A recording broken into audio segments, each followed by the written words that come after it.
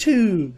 I am Pinstar, and this is Lethis Path of Progress quick tip number 6.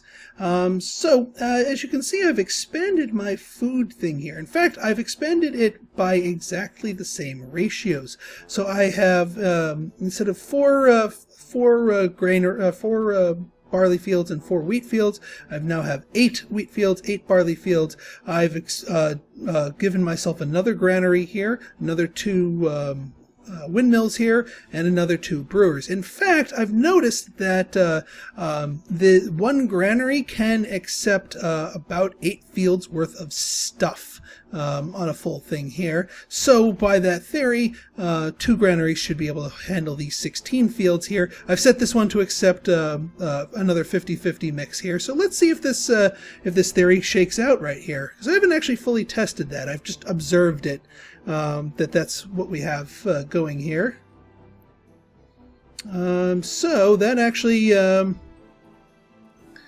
well, yeah, we have 1,800 resources of the 3,000 max, and then we've got 2,200 of the 3,000 max here. But bear in mind that some of those resources went directly to the brewers here. So that's handling that. Yeah, here comes the massive influx of wheat. So that should be sending these up quite nicely. Yeah, and they're all dumping some off at that, so it's not going to fill them up entirely, but alright, so maybe you could get away with a few more fields to these granary ratios, but hey, it still works. And I've also doubled the number of bakers here, because one of the things I've noticed is in order to get to level 8, or rather level 9 houses, well, 8/9 is you need to have 2 different kinds of food.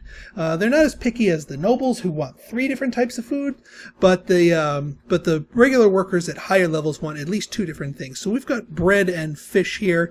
These guys are a little bit short on bread. That's why they're stuck at level 8. Yeah, it says it needs more food. It's not that they're starving, it's that they want something besides just the fish. That's why I decided to increase my my production here of my my wheat engine here, so that I could provide that. Granted, I could just import it, but since I have the wheat engine here anyway, might as well. So I'm going to put a quick cut here. Let that stuff filter through my economy, and then we'll get on to the next part of this video. Okay, we are back. It took a little while for that bread to trickle through our economy, but it has now been delivered to all of our houses. So all of our houses are sitting at level 9. One last thing to do, and it's actually ironically simple to make happen. They just want newspapers from the kiosk. So as sort of a bookend to the services here, the newspaper kiosk is it doesn't require any goods. It's just a walker.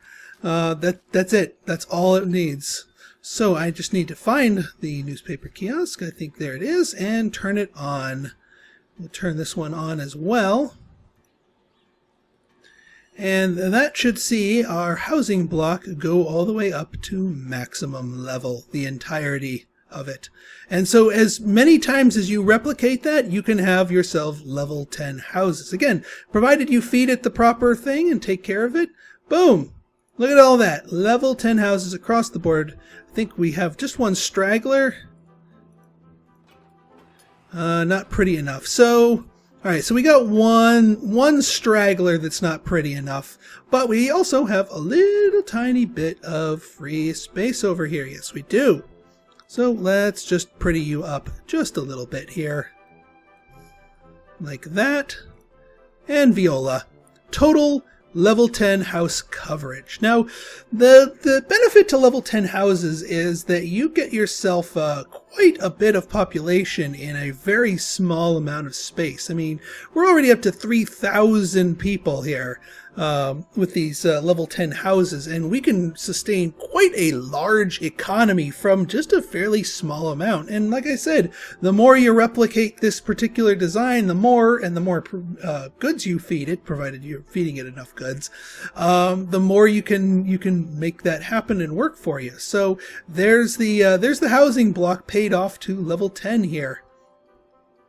Right then, so our next step here is to turn our attention to the wealthy. We've been building up quite a bit of iron here. Let's start doing something with that, because we got to get into automatons. We're going to keep our automaton, since we have both the steam and the iron sitting over here. We're going to first off, we're going to make this iron into steel. There's not many uses for iron just by itself, and none of my trading partners wants to buy it outright, so I probably didn't need to let it accumulate like this, but it's fair enough. It'll start getting used up. So we're going to observe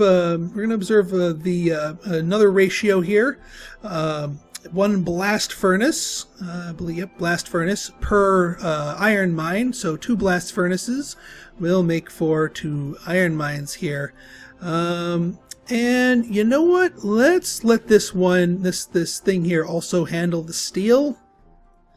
We'll put you down to 4,000. And just to chew through some of this backlog, I will put down a 3rd blast furnace, at least for a little while. I'll demolish it later on. You don't, strictly speaking, need that 3rd one, but I kind of let my iron build up a little bit because I was showing you other things.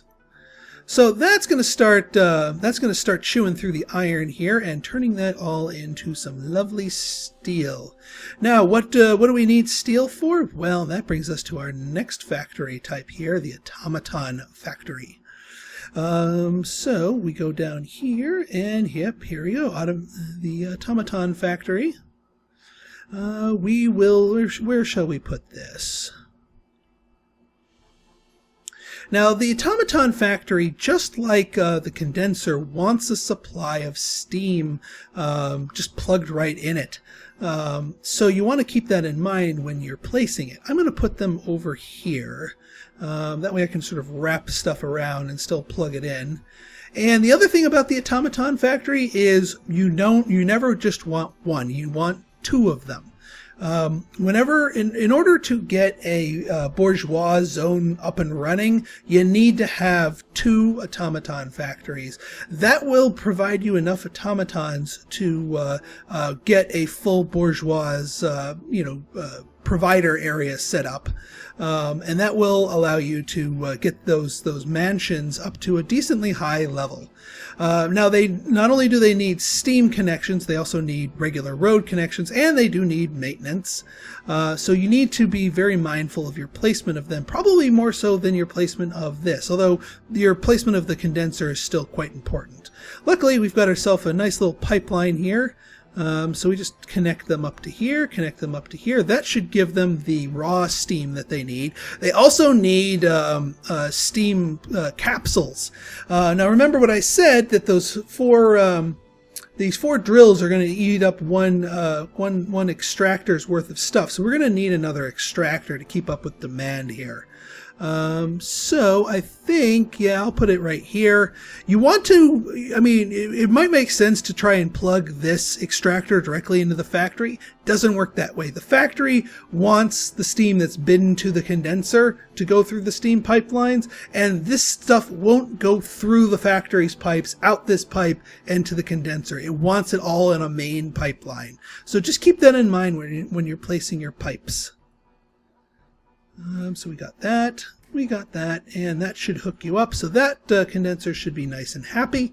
Let's get ourselves a road down here and hooked up to here, because it also needs steel. It needs steam capsules, and steel. All 3 ingredients only then will it be able to activate itself.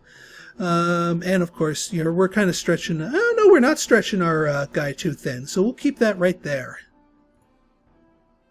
And there we go.